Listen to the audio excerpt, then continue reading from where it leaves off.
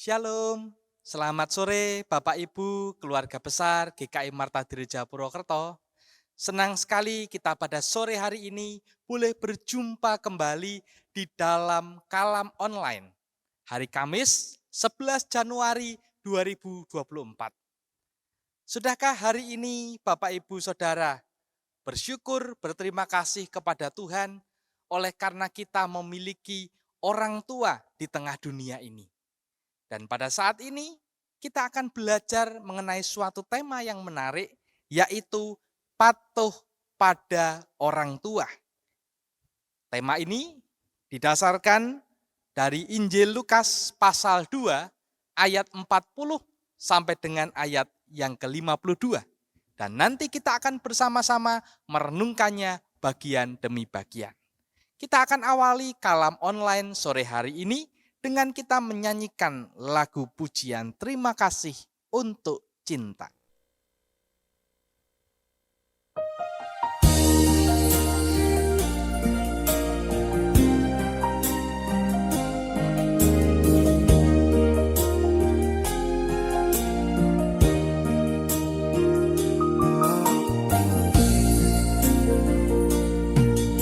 Saat tangan kecilku mulai terbuka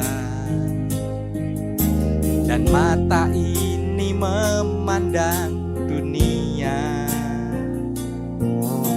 ku rasakan belayan kasih tiada batasnya, diiringi tawa penuh cinta. Saat kakiku mulai melangkah, kulihat harapan di wajahmu, harapan yang terbaik untuk diriku.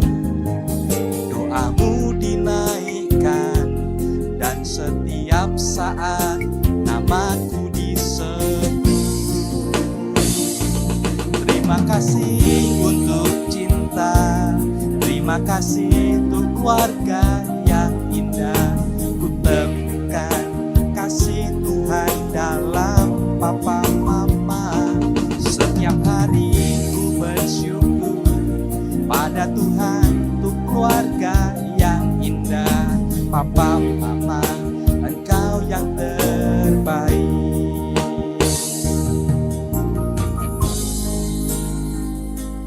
Kita masing-masing diberikan oleh Tuhan orang tua dalam kehidupan kita.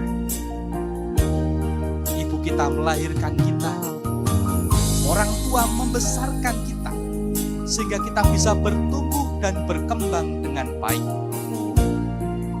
Sehingga hidup kita sampai detik ini oleh karena cinta Tuhan melalui orang tua kita. Saat kakiku mulai melangkah, kulihat harapan di wajahmu, harapan yang terbaik untuk diriku. Doamu dinaikkan dan setiap saat namaku disebut. Terima kasih untuk cinta, terima kasih untuk keluarga yang indah. Ku temukan kasih Tuhan dalam papa mama. Setiap hari ku bersyukur pada Tuhan untuk keluarga yang indah. Papa mama, Engkau yang terbaik. Terima kasih untuk cinta, terima kasih untuk keluarga yang indah. Ku temukan kasih Tuhan dalam papa mama. Setiap hari ku bersyukur pada Tuhan untuk keluarga yang indah. Papa mama, Engkau yang terbaik. Papa mama, Engkau yang terbaik.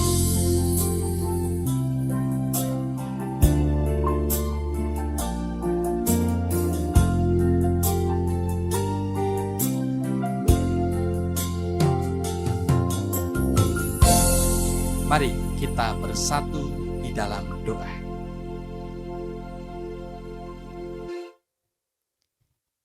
Ya Tuhan, kami mengucap syukur, kami berterima kasih. Cinta kasih-Mu Engkau nyatakan melalui kedua orang tua kami. Sungguh Tuhan, kami bersyukur memiliki papa mama, memiliki ayah ibu, orang tua dalam kehidupan kami maupun orang yang kami tuakan. Karena melalui mereka, kami sebagai anak-anak Tuhan, sebagai anak manusia, dapat bertumbuh dan berkembang sampai detik ini. Kami percaya Tuhan Engkau memakai mereka semua untuk membuat kehidupan kami menjadi lebih baik dari waktu ke waktu. Dan pada saat ini Tuhan kami pun bersyukur jikalau kami sebentar lagi akan kembali belajar akan firman-Mu. Karena kami yakin dan percaya bahwa firman-Mu itu juga menjadi kekuatan dan pedoman bagi kehidupan kami untuk terus bertumbuh dan berkembang, semakin serupa dengan apa yang Engkau kehendaki ketika kami hidup di tengah dunia ini. Untuk itu kami mohon akan pertolongan dari kuasa Roh Kudus, supaya kami semua yang mengikuti kalam online pada sore hari ini sungguh-sungguh dapat belajar dan kami mendapatkan berkat Tuhan melalui firman yang kami pelajari dan kami lakukan dalam hidup kami sehari-hari. Bersabdalah ya Tuhan, kami siap untuk mendengarnya. Di dalam nama Tuhan kami Yesus Kristus, kami berdoa. Amin. Bapak Ibu Saudara yang dikasihi oleh Tuhan, tema yang akan kita renungkan pada saat ini yaitu patuh pada orang tua. Didasarkan melalui Injil Lukas pasal 2 ayat 40 sampai dengan ayat yang ke-52. Nah, Bapak Ibu Saudara, dalam kehidupan kita sebagai sebuah keluarga yang mana jikalau kita menyebut keluarga secara utuh, maka akan ada yang namanya ayah, ibu, anak, dan atau anak-anak. Ada orang tua dan anak. Dan kalau kita menyebut keluarga besar, tentunya juga akan melibatkan kakek nenek, sepupu, dan lain sebagainya. Tetapi kita menyoroti bahwa di dalam kehidupan keluarga, kalau kita mau jujur, seringkali kita melihat adanya konflik, adanya pertengkaran antara orang tua, ayah dan ibu, dengan anak atau anak-anak mereka. Khususnya pertengkaran atau konflik itu semakin tajam dan meruncing ketika anak semakin bertumbuh menjadi dewasa. Mungkin ketika masih anak-anak, anak ini masih belum bisa melawan. Namun begitu beranjak remaja dengan memiliki banyak teman di luar sana, anak-anak mulai membantah dan memberontak. Terlebih ketika ia menjadi seorang pemuda dan bahkan menjadi orang dewasa, anak-anak ini secara mandiri bisa melawan orang tua. Mengapa hal ini terjadi? Tentu saja ketika kita membandingkan zaman kelahiran orang tua dan anak, tentunya akan berbeda satu dengan yang lain. Kelahiran dari generasi orang tua tentu berbeda dengan kelahiran dari generasi anak-anak kita. Anak-anak kita saat ini lahir dengan teknologi yang sudah maju dan berkembang. Sehingga anak-anak bisa melihat bahwa orang tuanya gaptek atau gagap teknologi. Atau mungkin anak-anak merasa lebih pandai, lebih mengerti, lebih menguasai ilmu pengetahuan karena dengan teknologi mereka mendapatkan semuanya itu. Sementara orang tua yang hidup sudah lanjut usia tidak bisa mendapatkan akses semacam itu, tentunya akan dilihat sebelah mata oleh anak-anak muda. Nah, sehingga pemahaman ini terbentuk, orang tua terbentuk dengan pemahaman di masa yang lalu, sementara anak-anak punya pemahaman di masa sekarang ini. Sehingga tidak jarang konflik antara orang tua dan anak itu terjadi di dalam kehidupan kita dan juga tidak luput di dalam kehidupan keluarga Kristiani pada zaman sekarang ini. Kalau kita mau jujur, bagaimana dengan kehidupan keluarga kita masing-masing? Apakah anak-anak kita patuh kepada kita atau tidak? Atau kita sebagai seorang anak yang sudah tumbuh menjadi dewasa, patuhkah kita terhadap orang tua kita?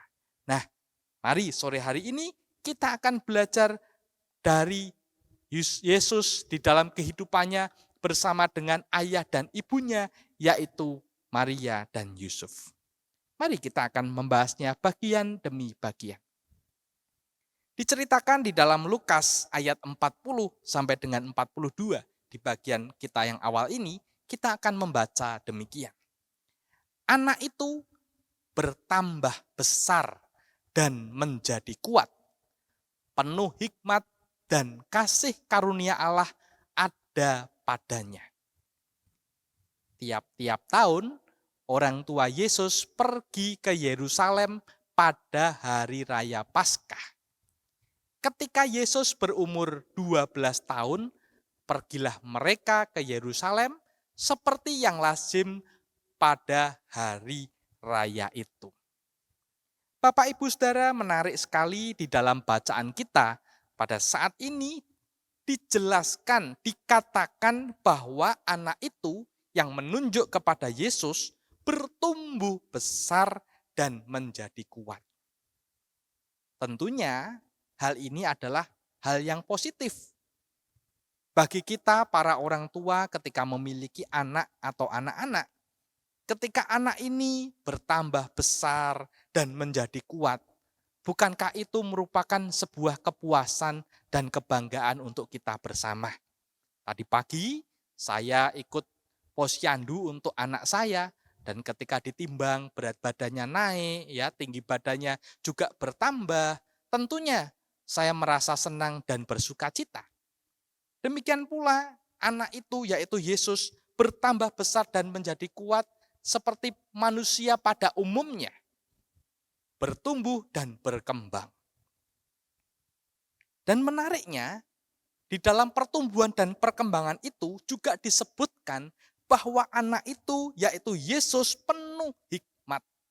Hikmat pengetahuan tentunya sangat berguna bagi kehidupan seorang manusia.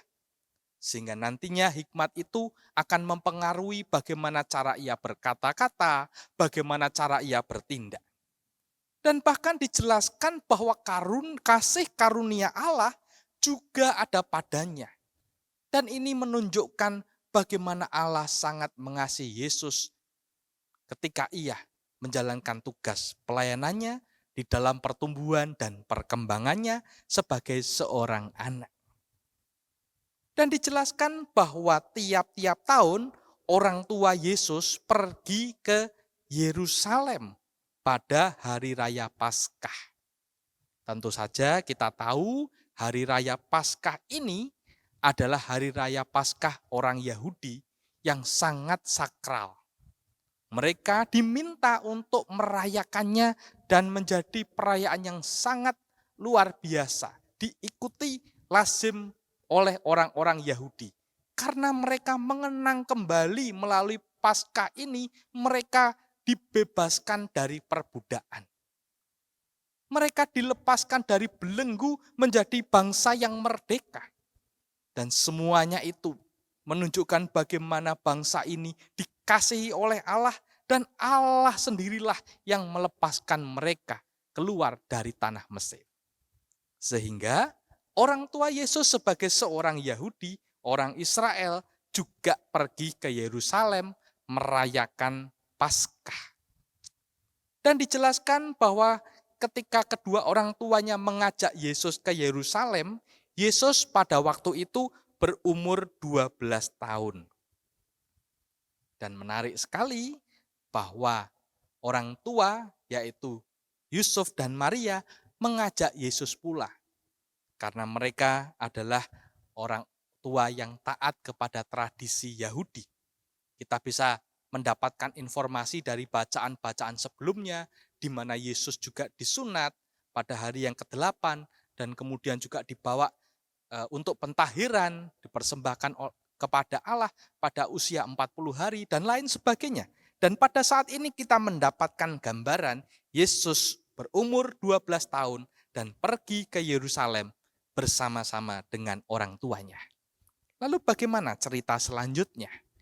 Di dalam ayat 43 sampai 45 diceritakan demikian. Sehabis hari perayaan itu, ketika mereka berjalan pulang, tinggallah Yesus di Yerusalem tanpa diketahui orang tuanya. Karena mereka menyangka bahwa ia ada di antara orang-orang seperjalanan mereka, berjalanlah mereka sehari perjalanan jauhnya. Lalu mencari dia di antara kaum keluarga dan kenalan mereka. Karena mereka tidak menemukan dia, kembalilah mereka ke Yerusalem sambil terus mencari dia. Menarik Bapak Ibu Saudara, di dalam Lukas 2 ayat 43 dikatakan sehabis hari-hari perayaan itu mereka berjalan pulang. Padahal ketika kita berbicara mengenai hari-hari perayaan itu, tidak diwajibkan bahwa orang-orang Yahudi pada waktu itu harus mengikuti seluruh rangkaian perayaan itu sampai selesai dan kemudian mereka pulang. Namun menariknya kita mendapatkan informasi bahwa Yusuf dan Maria melaksanakan atau mengikuti hari-hari perayaan itu sampai selesai, lalu mereka berjalan pulang. Namun menarik, ternyata sang anak yaitu Yesus tanpa diketahui orang tuanya justru tinggal di Yerusalem. Artinya Yesus tidak ikut pulang kedua orang tuanya menuju ke Nazaret.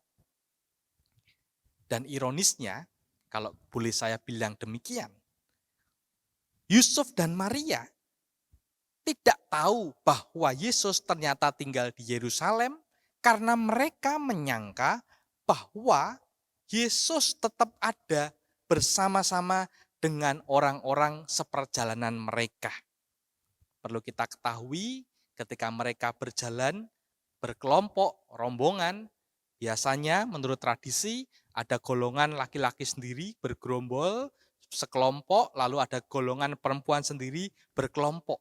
Jadi bisa jadi kemungkinan Yusuf mengira Yesus bersama dengan kelompok perempuan atau wanita bersama dengan Maria. Sedangkan Maria juga berpikir mungkin Yesus berada di dalam kelompok laki-laki yaitu bersama dengan Yusuf. Namun rupa-rupanya Yesus tidak ada di dua kelompok tersebut ataupun kelompok yang lainnya. Mereka berjalan dikatakan sehari seperjalanan jauhnya dan mencari dia di antara kaum keluarga dan kenalan mereka. Tentunya dengan harapan menemukan sang anak yang sangat mereka cintai dan mereka kasihi. Dan rupa-rupanya kedua orang tuanya yaitu Yusuf dan Maria tidak menjumpai, tidak mendapatkan, tidak menemui Yesus di antara kaum keluarganya ataupun kenalan mereka. Sehingga ketika mereka tidak menemukan Yesus, dikatakan kembalilah mereka ke Yerusalem dan sambil terus mencari dia. Mereka tidak putus asa ketika tidak bisa mendapati Yesus atau menemukan Yesus, mereka terus mencarinya sambil berjalan menuju ke Yerusalem dengan harapan Yusuf dan Maria dapat menemukan anak yang mereka cintai, anak yang mereka kasihi selama ini. Di bagian selanjutnya ayat 46 dan 47 diceritakan demikian. Sesudah 3 hari mereka menemukan dia dalam bait Allah. Ia sedang duduk di tengah-tengah alim ulama sambil mendengarkan mereka dan mengajukan pertanyaan-pertanyaan kepada mereka. Dan semua orang yang mendengar dia sangat heran akan kecerdasannya dan segala jawab yang diberikannya. Bapak Ibu Saudara, menarik sekali bahwa Yusuf dan Maria menemukan Yesus ada di bait Allah. Dan waktunya dikatakan sesudah 3 hari. Mungkin kita bertanya-tanya, mereka mencari kemana dahulu sebelum 3 hari ini? Di Alkitab tidak dijelaskan. Tetapi di sini diceritakan sesudah 3 hari, barulah mereka mendapati Yesus berada dalam bait Allah. Dan menariknya, ia sedang duduk di tengah-tengah alim ulama, orang-orang yang pandai dengan ilmu agama. Dan menariknya, ketika Yesus berada di tengah-tengah mereka, bukan hanya sekedar diam saja, namun Yesus mendengarkan dengan sungguh-sungguh dan bahkan mengajukan pertanyaan-pertanyaan kepada mereka. Dan bahkan di dalam ayat 47 dikatakan, Yesus pun juga turut menjawab. Dan dari jawabannya itu, banyak orang terheran-heran karena Yesus ini dikatakan cerdas. Mereka heran akan kecerdasan Yesus yang tadi di dalam bacaan kita pada awal dikatakan bahwa penuh dengan hikmat. Mereka sangat terheran-heran. Dan saya membayangkan bahwa dalam kehidupan kita kalau PA, biasanya kita mengupas ayat-ayat Alkitab, tentu kita bertanya jawab. Dan tentu saja bagi seorang pemimpin, ia harus mempersiapkan diri dengan baik dan sungguh-sungguh. Karena bisa saja pertanyaan-pertanyaan yang out of the box yang tidak terduga itu bisa saja muncul dan seringkali membuat saya deg-degan Bapak Ibu Saudara. Namun menariknya, gambaran mengenai Yesus di bait Allah bersama dengan alim ulama yang mendengarkan bagaimana mereka berbicara dan bahkan ikut berinteraksi, bertanya dan bahkan menjawab. Membuat banyak orang yang mendengarkan jawabannya itu terheran-heran dengan kecerdasannya. Lalu diceritakan kemudian ayat 48 sampai dengan 52.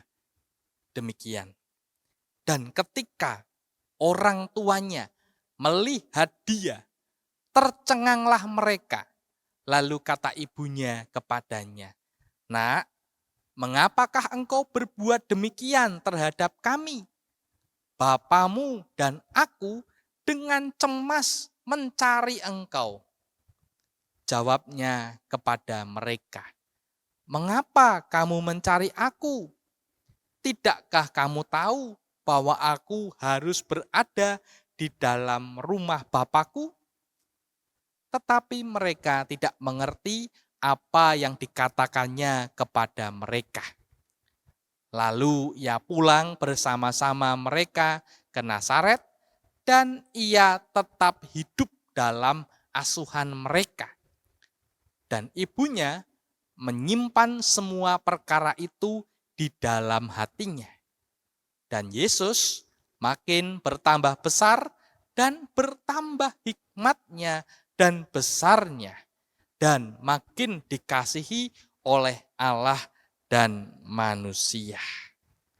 Bapak Ibu Saudara, ketika Maria dan Yusuf melihat Yesus berada di bait Allah, maka sebagai seorang ibu yang melahirkan Yesus, yang mengasihi, merawat, dan mengasuh selama ini, ia berkata kepada anaknya itu, "Nak, mengapa engkau berbuat demikian terhadap kami?" Maria tentu ingin mengetahui alasan mengapa Yesus tetap tinggal di Yerusalem dan tidak ikut pulang bersama dengan mereka ke Nazaret. Maria bertanya-tanya, adakah sesuatu yang menjadi latar belakang dan alasan Yesus tidak kembali bersama-sama dengan mereka? dan bahkan Maria mengungkapkan bagaimana perasaannya, emosinya, bahwa Yusuf dan dirinya cemas mencari Yesus. Ketika mereka tidak menemukan Yesus berada di dalam kaum keluarga dan kenalan, mereka yang sudah berjalan sehari seperjalanan jauhnya, mereka rela kembali ke Yerusalem untuk mencari anak yang sangat dicintai dan dikasihinya. Dan rupa-rupanya ketika Maria menanyakan dan mengungkapkan perasaannya, Yesus pun memberi jawab.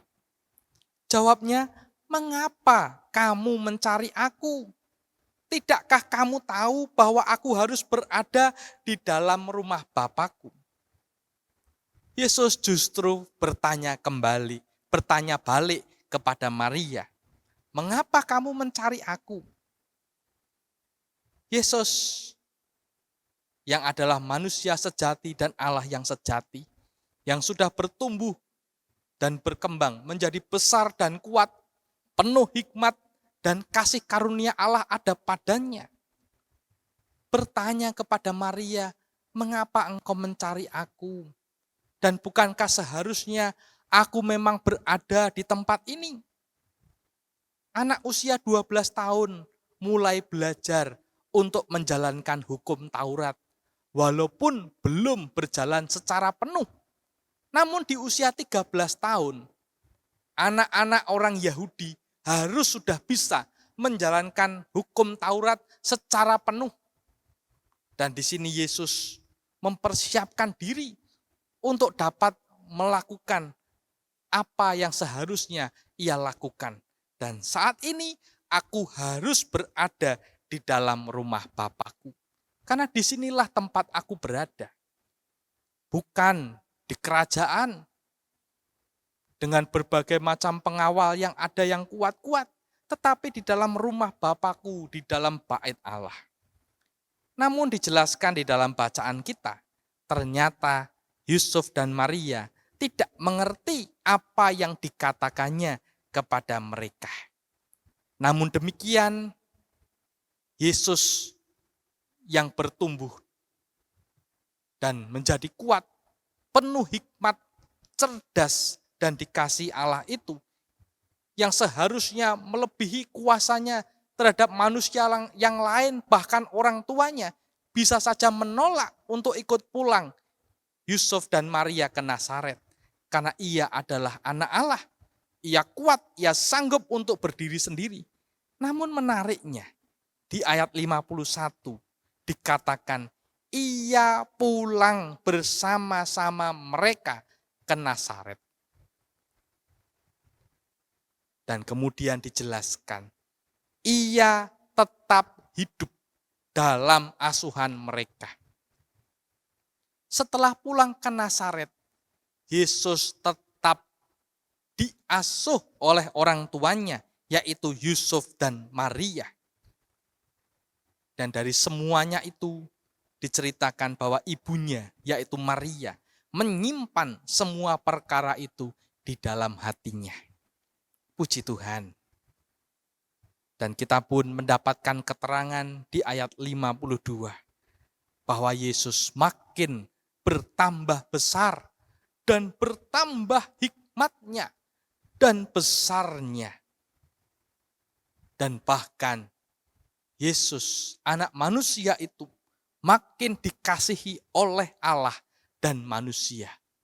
Namun demikian, dengan kebesarannya itu, Yesus tetap mau patuh kepada orang tuanya, tetap mau diasuh oleh Yusuf dan Maria di kampung halaman mereka, yaitu di Nazaret, dan tidak kemudian merasa tinggi hati dan besar dan sanggup untuk berdiri sendiri.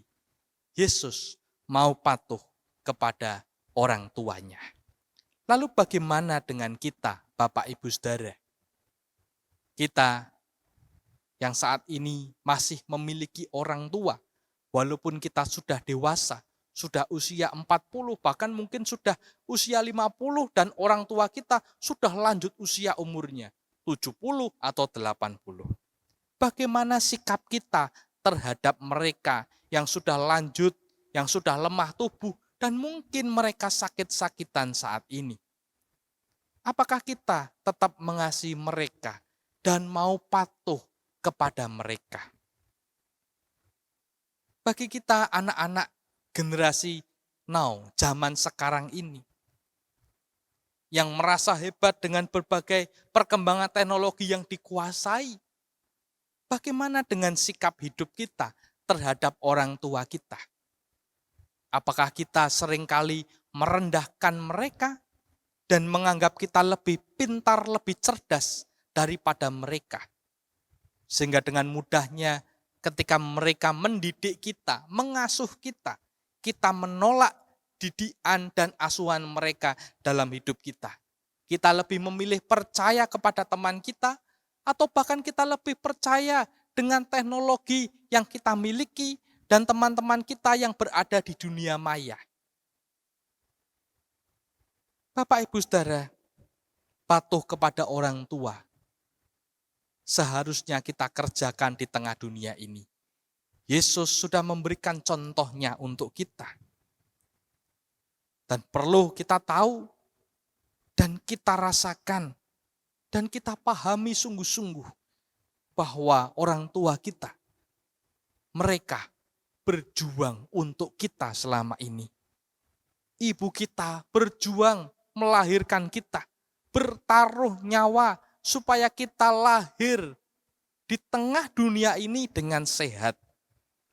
Tentunya di dalam masa kehamilan, ibu kita akan mengkonsumsi makanan yang sehat, yang terbaik, supaya kita menjadi anak yang dilahirkan dengan sehat. Sebagai seorang ayah, tentunya kita melihat bagaimana ayah kita akan bekerja membanting tulang, akan bekerja mati-matian, supaya kita bisa mendapatkan asupan makanan, gizi-gizi, dan juga vitamin-vitamin untuk keperluan tubuh kita. Mereka bekerja mencari uang, mencari nafkah untuk membeli makanan dan minuman itu, supaya kita bertumbuh dan berkembang dengan baik. Dan ketika mereka memberikan masukan-masukan, ide didikan kepada kita, terlebih ketika mereka memiliki pemahaman iman, pengajaran iman Kristen yang dididikkan kepada kita, bagaimana kita menerimanya? Apakah kita menerimanya dengan penuh syukur karena orang tua kita sangat mengasihi kita, sehingga mereka mendidik dan menghajar kita supaya kita tidak menyimpang? Namun seringkali respon kita negatif. Kita seringkali salah paham dan seringkali menganggap mereka mengatur kehidupan kita.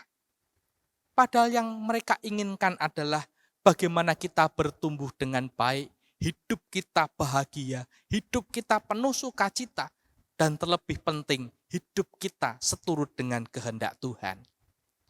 Oleh karena itu, Bapak, Ibu, Saudara, mari kita tilik diri kita masing-masing.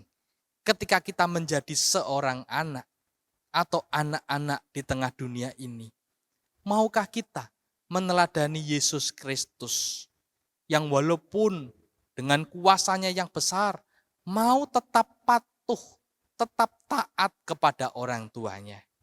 Untuk itu saya mengajak kita sebagai anak-anak, hormatilah orang tuamu, apapun keadaan mereka. Walaupun pendidikan kita lebih tinggi dibanding mereka, hormati mereka. Walaupun fisik kita jauh lebih kuat dibandingkan mereka yang sudah lanjut usia dan lemah tubuh. Cintai mereka, rawat mereka dengan baik. Dan bahkan mungkin ketika kita memiliki harta kekayaan lebih banyak dibandingkan orang tua kita, tetap berikan cinta kasih-Mu, tetap berikan uang dan harta materi yang kita miliki sebagai bentuk cinta kasih. Karena mereka akan senang menerimanya sebagai bentuk perhatian kita. Dan tentu saja ada banyak hal lainnya yang bisa kita kerjakan untuk menunjukkan kepatuhan kita kepada orang tua. Dan tentunya setiap situasi, setiap konteks dan peristiwa akan unik, akan kita jalani di tengah dunia ini.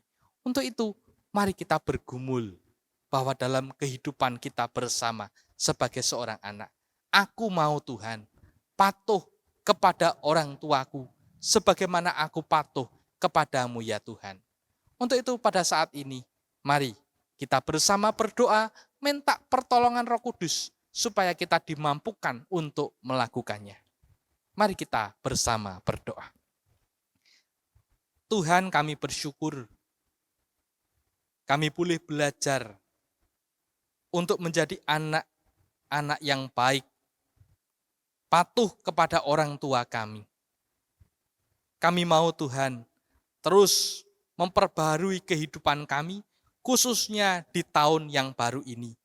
Jikalau di tahun-tahun sebelumnya kami sebagai seorang anak tidak patuh kepada orang tua kami tidak peduli kepada mereka, bahkan kami tidak mengasihi mereka.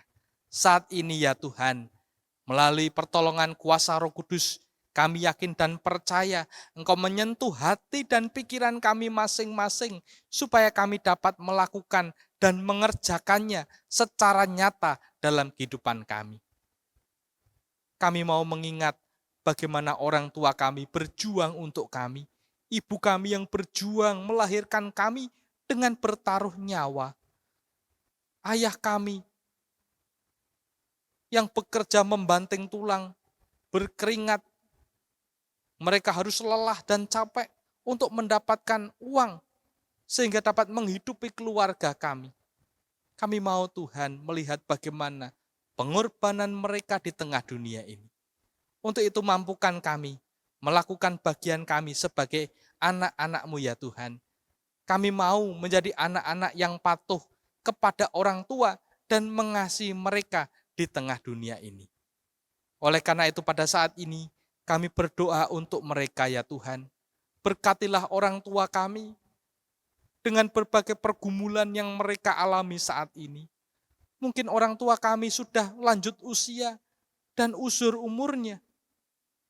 Kami mohon Tuhan Engkau yang kuatkan, Engkau yang hiburkan mereka pada saat ini. Sehingga mereka dapat merasakan cinta kasih Tuhan juga melalui kami, anak-anaknya, yang tetap memperhatikan dan mengasihi mereka. Tuhan, kami juga mohon Engkau memberikan umur panjang kepada orang tua kami, supaya kami dapat terus bersama-sama dengan mereka, menikmati momen kebersamaan kami di tengah dunia ini lebih lama lagi. Dan itulah kesempatan kami untuk menunjukkan bakti kami, cinta kasih kami kepada mereka orang tua kami. Karena cinta kasih Tuhan lebih dahulu kami rasakan, kami pun mau menyalurkan dan berbagi cinta kasih itu kepada orang tua kami.